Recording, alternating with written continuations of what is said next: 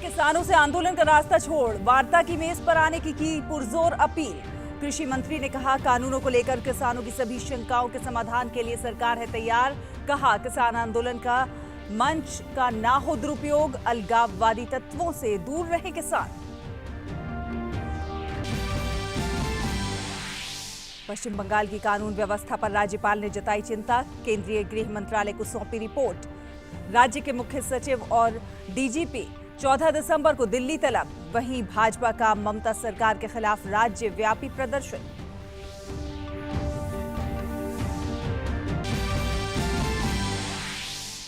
प्रधानमंत्री नरेंद्र मोदी और उज्बेकिस्तान के राष्ट्रपति शौकत मिर्जियोयेव के बीच हुई शिखर बैठक।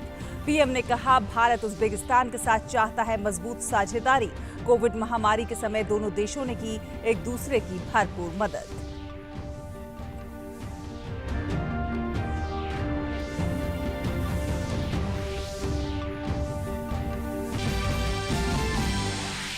प्रधानमंत्री नरेंद्र मोदी ने अंतर्राष्ट्रीय भारतीय महोत्सव को किया संबोधित। कहा, उनके साहसिक जीवन, उनके लेखन से समाज को मिलती है अथाह प्रेरणा।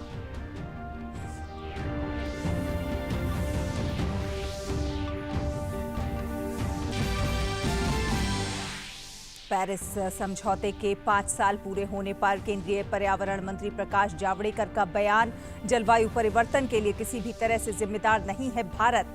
कार्बन उत्सर्जन में भारत का केवल 3% योगदान। कहा, पेरिस समझौते में शामिल मुद्दों के प्रति बेहद गंभीर है भारत।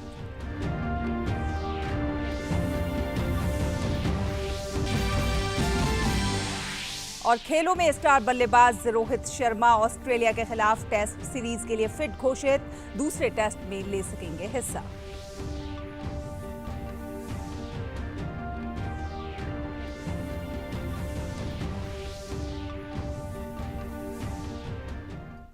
नमस्कार, आप देख रहे हैं डीडी न्यूज और आपके साथ मैं हूं शहला निगार। कृषि मंत्री नरेंद्र सिंह तोमर ने किसानों से गतिरोध को खत्म करने का आग्रह किया है। उन्होंने किसानों से आंदोलन छोड़कर बातचीत का रास्ता अपनाने की अपील की है। कृषि मंत्री ने कहा है कि सरकार बातचीत करने के लिए तैयार है। मुझे लगता है रास्ता निकलेगा, मैं आशावान हूं और मैं आपके माध्यम से किसान यूनियंस के लोगों को कहना चाहता हूं, गतिरोध उन्हें तोड़ना चाहिए। सरकार ने आगे बढ़कर प्रस्ताव दिया है। सरकार ने उनकी जो मांगे हैं उनको समाधान करने के लिए प्रस्ताव उनके पास भेजा है। और कोई भी कानून में जो प्रावधान पर आपत्ति होती है तो प्रावधान पर ही चर्चा होती है, और जो आपत्ति उनके ध्यान में आई उन आपत्तियों को निराकरण करने की हमने कोशिश प्रस्ताव में की है। और इसलिए उन्हें आंदोलन समाप्त करके और वार्ता का रास्ता अपनाना चाहिए। अगर कोई बात और भी करने की जरूरत है तो सरकार बात करेगी। कृषि मंत्री ने एक बार फिर से इस बात को दोहराया कि वो कानूनों में सुधार के लिए तैयार हैं। भारत सरकार ने जो कानून बनाया बहुत सोच समझ के बनाया, विचार पूर्वक बनाया, किसानों के जीवन स्तर में बदलाव लाने के लिए बनाया, किसानों के साथ जो वर्षों से अन्याय हो रहा है उसको दूर करने के लिए बनाया, किसान बेहतर जिंदगी जी सकें, फायदे की खेती कर सकें, इस नियत से कानून बनाया है। लेकिन फिर भी हम ऐसा मानते हैं कि हम ही सर्वशक्तिमान नहीं है। यूनियंस के दिमाग में भी कोई बात हो सकती है, तो बात करके उसमें सुधार करने के लिए सरकार तैयार है। कृषि मंत्री नरेंद्र सिंह तोमर ने अलगाववादी तत्वों को किसान आंदोलन के मंच का दुरुपयोग करने से रोकने की भी अपील की है। किसान यूनियन को जरूर आग्रह करना चाहता हूं कि भारत सरकार किसान और किसान यूनियन के साथ बातचीत कर रही है, किसान की समस्याओं के लिए बातचीत कर रही है, और उनका आंदोलन जो है वो विषयांतर नहीं होना चाहिए, ये उनकी जवाबदारी है। लेकिन मुझे बहुत दुख है जो ये फोटो छपा हुआ है, मैं इसको दिखाना चाहता हूँ आपको कि ये क्या प्रदर्शित करता है। किसान की मांग एमएसपी की हो सकती है, किसान की मांग एपीएमसी की हो सकती है, किसान की मांग एक्ट में प्रावधानों को लेकर हो सकती है, लेकिन ये किसान की डिमांड कहाँ से हो सकती है? अगर ये डिमांड और ये पोस्टरबाजी अगर वहाँ हो रही है तो मैं किसान यूनियन के नेताओं से कहना चाहता हूँ कि इससे बचना चाहिए और ये किसान आंदोलन को बिखेरने की कार्रवाई है। और किसान संगठनों से प्रधानमंत्री नरेंद्र मोदी ने ट्वीट करके कहा है कि मंत्रिमंडल के मेरे 2 सहयोगी नरेंद्र सिंह तोमर जी और पीयूष गोयल जी ने नए कृषि कानूनों और किसानों की मांगों को लेकर विस्तार से बात की है। पीएम मोदी ने इस विषय पर एक यूट्यूब लिंक भी साझा किया है। केंद्रीय मंत्री प्रकाश जावड़ेकर ने ट्वीट करके कहा कि विपक्ष द्वारा ये भ्रम फैलाया जा रहा है कि मोदी सरकार किसानों को बड़े कॉरपोरेट्स के साथ अनुबंध करके खत्म कर देगी, जबकि सच्चाई इसके बिल्कुल विपरीत है कि पिछले दशकों में कई राज्यों द्वारा अनुबंध खेती को लागू किया गया है। कई राज्यों ने अलग अलग अनुबंध खेती अधिनियम भी पारित किए हैं।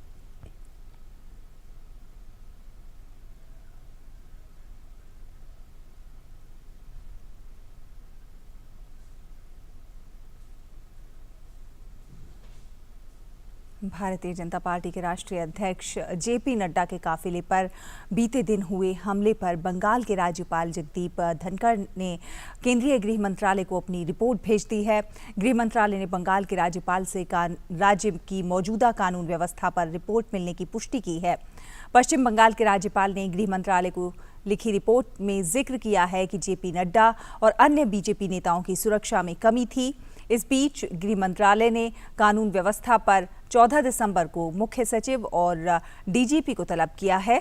इससे पहले कल केंद्रीय गृह मंत्रालय ने बंगाल के राज्यपाल से राज्य में बिगड़ रही कानून व्यवस्था और नेताओं पर बढ़ रहे हमलों को लेकर एक रिपोर्ट तलब की थी।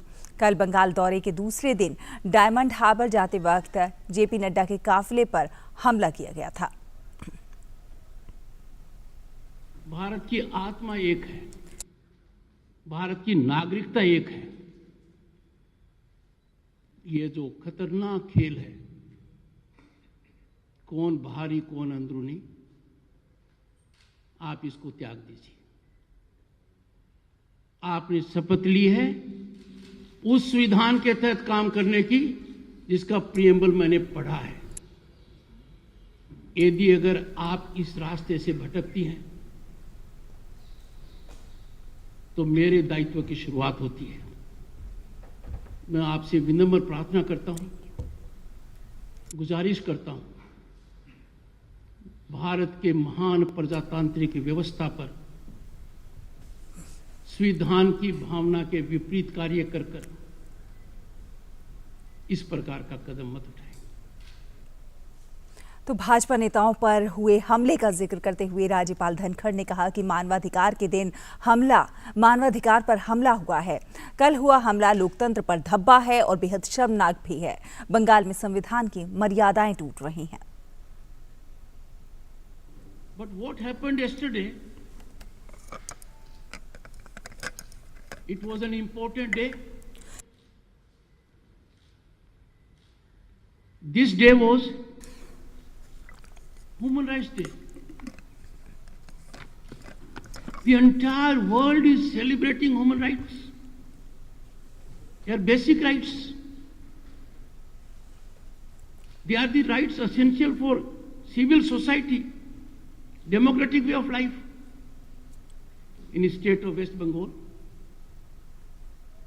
these human rights were in flames yesterday. Press conference में राज्यपाल जगदीप धनखड़ ने कहा कि ममता बनर्जी वरिष्ठ नेता हैं, मुख्यमंत्री के तौर पर दूसरा कार्यकाल पूरा कर रही हैं। ऐसे में अगर वो अपने शब्दों के लिए माफी मांगती हैं तो अच्छा होगा। I urge the Honorable Chief Minister, Madam, please reflect, please think, please care for a sense, grace, depth of Bengali culture, and withdraw that video. She is a symbol of struggle, the Chief Minister. She is a senior leader. She is in a second term of Chief Ministership. She is Chief Minister of a very important state. Her these observations against President of the ruling party in the center are most unfortunate. केंद्रीय मंत्री और भाजपा के वरिष्ठ नेता प्रकाश जावड़ेकर ने पश्चिम बंगाल में भाजपा के राष्ट्रीय अध्यक्ष जेपी नड्डा पर हुए हमले की निंदा की है। साथ ही साथ विपक्ष पर बंगाल में जारी राजनीतिक हिंसा पर चुप्पी साधने पर भी सवाल उठाए हैं। भारतीय जनता पार्टी के राष्ट्रीय अध्यक्ष जेपी नड्डा जी के काफिले पर जिस तरह से हमला हुआ है वो बहुत निंदनीय है। गृह मंत्रालय ने रिपोर्ट मंगवाया है। वेस्ट बंगाल सरकार ही माहौल ऐसा बना रही है और वेस्ट बंगाल सरकार ही ऐसे सारी हिंसा उनके नेता करा रहे हैं। ऐसा लोकतंत्र नहीं है ये। This is not democracy. और मैं पूछना चाहता हूं, वो जो सारी राहुल गांधी और बाकी ऑपोजिशन पार्टी है वो अब क्यों चुप है? इतनी लोकतंत्र के हत्या अगर कहाँ हो रही है तो बंगाल में हो रही है। प्रधानमंत्री नरेंद्र मोदी ने उज्बेकिस्तान के राष्ट्रपति शौकत मिर्जियोयेव के साथ वर्चुअल शिखर बैठक के दौरान कहा कि दोनों देश अपने आर्थिक साझेदारी और विकास साझेदारी को मजबूत बनाना चाहते हैं। साथ ही साथ प्रधानमंत्री ने कहा कि कृषि क्षेत्र में दोनों देशों के बीच बना ज्वाइंट वर्किंग ग्रुप एक महत्वपूर्ण कदम है। इससे दोनों देशों के बीच कृषि व्यापार को बढ़ाने में मदद मिलेगी। भारत और उज्बेकिस्तान ने मिलकर इंडिया सेंट्रल एशिया डायलॉग की पहल ली थी। इसकी शुरुआत पिछले वर्ष समरकंद से हुई थी। एक्सेलेंसी, पिछले कुछ वर्षों में हमारी आर्थिक साझेदारी भी मजबूत हुई है। हम उज्बेकिस्तान के साथ अपनी डेवलपमेंट पार्टनरशिप को भी और घनिष्ठ बनाना चाहते हैं। मुझे यह जानकर खुशी है कि भारतीय लाइन ऑफ क्रेडिट के अंतर्गत कई प्रोजेक्ट्स पर विचार किया जा रहा है। आपकी विकास प्राथमिकताओं के अनुसार हम भारत की एक्सपर्टाइज और एक्सपीरियंस साझा करने के लिए तैयार हैं। इंफ्रास्ट्रक्चर, आईटी, शिक्षा, स्वास्थ्य, ट्रेनिंग और कैपेसिटी बिल्डिंग जैसे क्षेत्रों में भारत में काफी काबिलियत है जो उज्बेकिस्तान के काम आ सकती है। हमारे बीच कृषि संबंध जॉइंट वर्किंग ग्रुप की स्थापना एक महत्वपूर्ण और सकारात्मक कदम है। इससे हम अपने कृषि व्यापार को बढ़ाने के अवसर खोज सकते हैं, जिससे दोनों देशों के किसानों को मदद मिलेगी। और प्रधानमंत्री नरेंद्र मोदी ने कहा कि उग्रवाद, कट्टरवाद और अलगाववाद को लेकर भारत और उज्बेकिस्तान की चिंताएं एक समान हैं। साथ ही साथ उन्होंने ये भी कहा कि दोनों देश आतंकवाद के खिलाफ एकजुट खड़े हुए हैं। अफगानिस्तान में शांति बहाली की प्रक्रिया पर जोर देते हुए वहां 2 दशकों की उपलब्धियों को सुरक्षित रखना भी उन्होंने जरूरी बताया। उग्रवाद, कट्टरवाद तथा अलगाववाद के बारे में हमारी एक जैसी चिंताएं हैं। हम दोनों ही आतंकवाद के खिलाफ दृढ़ता से एक साथ खड़े हैं। क्षेत्रीय सुरक्षा के मुद्दों पर भी हमारा एक जैसा नजरिया है। हम सहमत हैं कि अफगानिस्तान में शांति की बहाली के लिए एक ऐसी प्रक्रिया आवश्यक है जो स्वयं अफगानिस्तान की अगुवाई, स्वामित्व और नियंत्रण में हो। पिछले 2 दशकों की उपलब्धियों को सुरक्षित रखना भी आवश्यक है। प्रधानमंत्री नरेंद्र मोदी ने कहा कि कोविड-19 महामारी के कठिन समय में दोनों देशों ने एक दूसरे को भरपूर सहयोग दिया है। साथ ही साथ प्रधानमंत्री ने दोनों देशों के राज्यों के बीच बढ़ रही साझेदारी को भी रेखांकित किया। महामारी के इस कठिन समय में दोनों देशों ने एक दूसरे को भरपूर सहयोग दिया है, चाहे दवाइयों की आपूर्ति के लिए हो या एक दूसरे के नागरिकों को सुरक्षित घर लौटाने के लिए। हमारे प्रदेशों के बीच भी सहयोग बढ़ रहा है। गुजरात और अंदिजों की सफल भागीदारी के मॉडल पर अब हरियाणा और फरगाना के बीच सहयोग की रूपरेखा बन रही है। और वर्चुअल शिखर बैठक को संबोधित करते हुए उज्बेकिस्तान के राष्ट्रपति शौकत मिर्जियोयेव ने कहा कि आधुनिक भारत एक शीर्ष शक्ति के रूप में उभर रहा है। साथ ही साथ उन्होंने आतंकवाद के खिलाफ साझा सहयोग पर जोर दिया।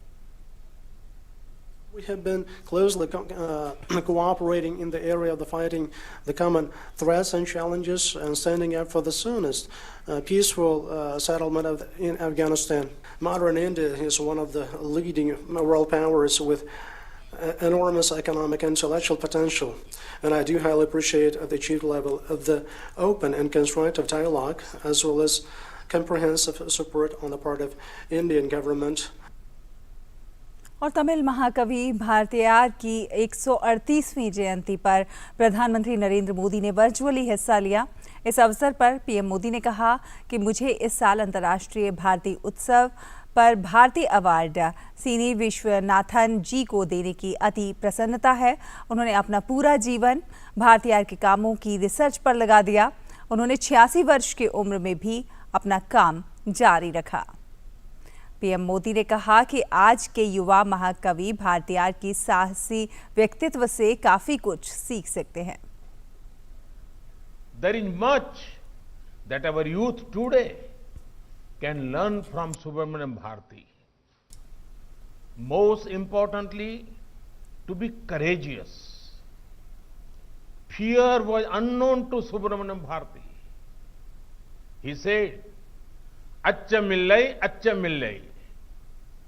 achcha menbadilleya, iccha kuttu lorelam, edirtu nindra podirum." It means, fear I have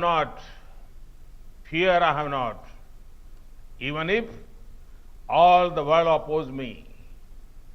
I see this spirit in young India today. I see this spirit when they are at the forefront of innovation and excellence. India's startup space is filled with fearless youth who are giving something new to humanity. Such a can-do spirit will bring wonder for our nation and our planet.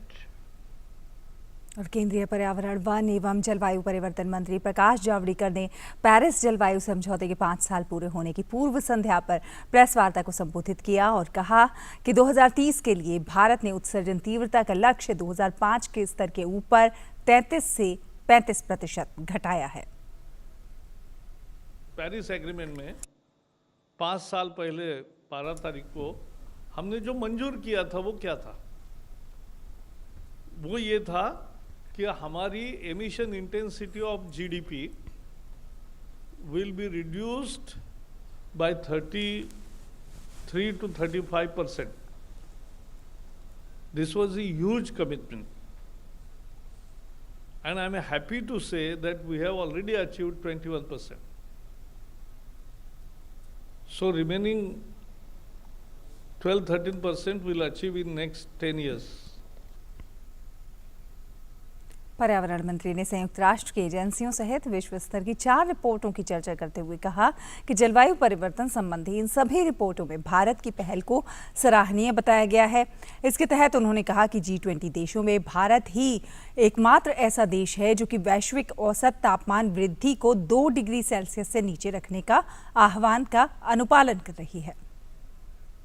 We are the few countries who are last column जो है which is Paris agreement compliant, यानी our actions lead to maximum temperature rise of 2 degrees to be achieved by 2100. India is the only G20 country to meet its commitment. पर्यावरण मंत्री प्रकाश जावड़ेकर ने जलवायु परिवर्तन के प्रभाव को कम करने के लिए विश्व स्तर पर भारत के द्वारा उठाए गए कदमों की चर्चा की। प्रधानमंत्री नरेंद्र मोदी जी के नेतृत्व ने एक तो इंडियन सोलर अलायंस तैयार किया, 60 से ज़्यादा देश उसमें शामिल हुए। और एक लीड आईटी है। लीड आईटी का मतलब है कि इंडस्ट्री एंड ट्रेड का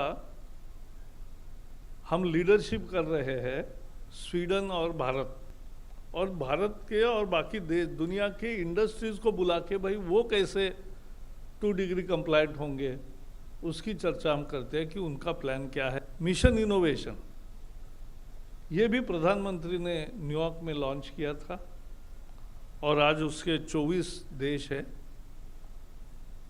फिर CDRI coalition of disaster resistant infrastructure, ये बहुत प्रधानमंत्री जी की ये चारों पहल दुनिया ने उसका स्वागत भी किया, सहभागी भी हुए। और इस मौके पर पर्यावरण मंत्री ने जलवायु परिवर्तन के प्रभाव को कम करने के लिए केंद्र सरकार द्वारा उठाए गए national action plan on climate change सहित तमाम महत्वपूर्ण कदमों की चर्चा की। नेशनल क्लीन एयर प्रोग्राम है। प्रधानमंत्री नरेंद्र मोदी जी ने 15 अगस्त के दिन में लाल किले से ये बताया था कि 100 शहरों में आने वाले 4-5 साल में हवा के रुख में बदलाव लाएंगे, हवा के स्थिति में बदलाव लाएंगे, अच्छी करेंगे, सुधार होगा। स्वच्छ भारत मिशन तो आप सब दुनिया में नवाजा जा रहा है, जिसमें स्वच्छता का भी मूल मंत्र लोगों ने लिया है, जन आंदोलन बना है और 12 करोड़ टॉयलेट्स भी बने हैं। भारत स्टेज 6 में हमने प्रवेश किया है, तो उसका भी परिणाम है। इलेक्ट्रिक मोबिलिटी, हमारे आज लगभग 3 लाख वाहन इलेक्ट्रिकल हो गए हैं और ये निरंतर बढ़ते जाएंगे, ये हमें विश्वास है। उज्ज्वला योजना में 8 करोड़ से ज़्यादा गैस दिए हैं। ग्रीन हाईवेज मिशन में हज़ारों किलोमीटर के जो हाईवेज बन रहे हैं वो ग्रीन बनेंगे, ऐसी उस विभाग की योजना है और उसका मॉनिटरिंग भी हो रहा है। फिर national adaptation fund for climate change है। फिर नेशनल कूलिंग एक्शन प्लान है। हमने सबसे अच्छी तरीके से मॉन्ट्रियल प्रोटोकॉल को पालन किया है। नमामि गंगे प्रोजेक्ट है, वो भी गंगा की सफाई करनी है और उसमें आने वाली सारी गंदगी रोकने का काम बड़े पैमाने पर हो रहा है। और अब अगली खबर का रुख करते हैं। CBSE का 26वां वार्षिक सहोदय सम्मेलन शुरू हो गया है। 2 दिवसीय इस ऑनलाइन सम्मेलन का आज केंद्रीय शिक्षा मंत्री रमेश पोखरियाल निशंक ने उद्घाटन किया। पेश है हमारे संवाददाता गिरीश निशाना की ये रिपोर्ट। केंद्रीय माध्यमिक शिक्षा बोर्ड का 26वां वार्षिक सहोदय सम्मेलन डिजिटल माध्यम से आयोजित किया जा रहा है। केंद्रीय शिक्षा मंत्री रमेश पोखरियाल निशंक ने शुक्रवार को इस सम्मेलन का वर्चुअल रूप से उद्घाटन किया।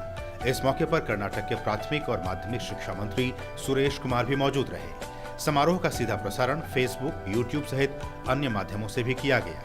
इस 26वें सम्मेलन का मुख्य विषय चुनौतीपूर्ण समय में क्षमता निर्माण करना है, जबकि अन्य विषयों में विद्यार्थियों की कमजोरी और ताकत को पहचान कर उनके साथ तालमेल बिठाना है। इसके अलावा कक्षाओं में सक्रिय परिवर्तन लाने के लिए शिक्षण के तरीके में बदलाव, ज्यादा से ज्यादा रिसर्च करना और फिर विद्यार्थियों से सवाल पूछना, शिक्षकों और विद्यार्थियों में मुख्य दक्षताओं का निर्माण करने की क्या आवश्यकता है और भविष्य के लिए शिक्षकों और शिक्षार्थियों को सशक्त बनाने के तरीके और साधन क्या है, जैसे विषयों पर भी इस सम्मेलन में मुख्य रूप से चर्चा हो रही है। इस राष्ट्रीय सम्मेलन में आप तमाम समकालीन प्रासंगिकता जैसे शैक्षिक विषय, संवाद, विचारों का आदान प्रदान, सर्वश्रेष्ठ प्रथाओं को आपस में साझा करने का, शिक्षा की गुणवत्ता को बढ़ाने का और एक दूसरे से संवाद करके प्रतिस्पर्धा का जो ये विषय आपने लिया है, मुझे खुशी है। गौरतलब है कि CBSE सहोदय स्कूल कॉम्प्लेक्सेस उन संबद्ध स्कूलों का समूह है जो स्कूली शिक्षा में पठन पाठन के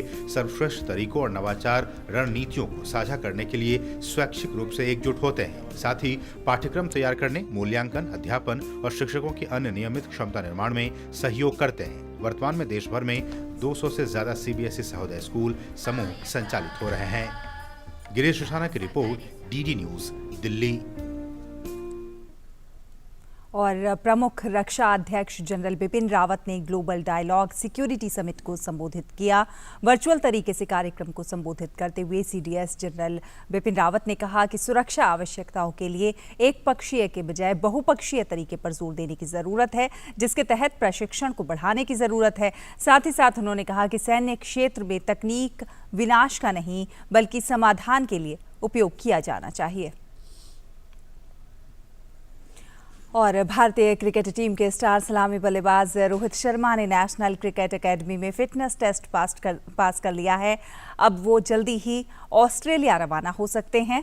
रोहित शर्मा हालांकि टीम इंडिया के लिए कितने टेस्ट खेलेंगे, इस पर स्थिति अभी साफ नहीं है। यूएई से लौटने के बाद रोहित हैमस्ट्रिंग की चोट से जूझ रहे थे और ऑस्ट्रेलिया के खिलाफ टेस्ट सीरीज में खेलने के लिए उनका फिटनेस टेस्ट पास करना बहुत ज़रूरी था। रोहित पिछले 20 दिनों से नेशनल क्रिकेट एकेडमी में अपनी फिटनेस पर काम कर रहे थे। ऑस्ट्रेलिया में क्वारंटीन के बेहद सख्त नियम हैं। ऑस्ट्रेलिया पहुंचने के बाद उन्हें 14 दिन तक क्वारंटीन में रहना होगा। ऐसी स्थिति में रोहित आखिरी 2 टेस्ट के लिए उपलब्ध हो सकते हैं। इंडिया और ऑस्ट्रेलिया के बीच तीसरा टेस्ट मैच 9 जनवरी से खेला जाना है।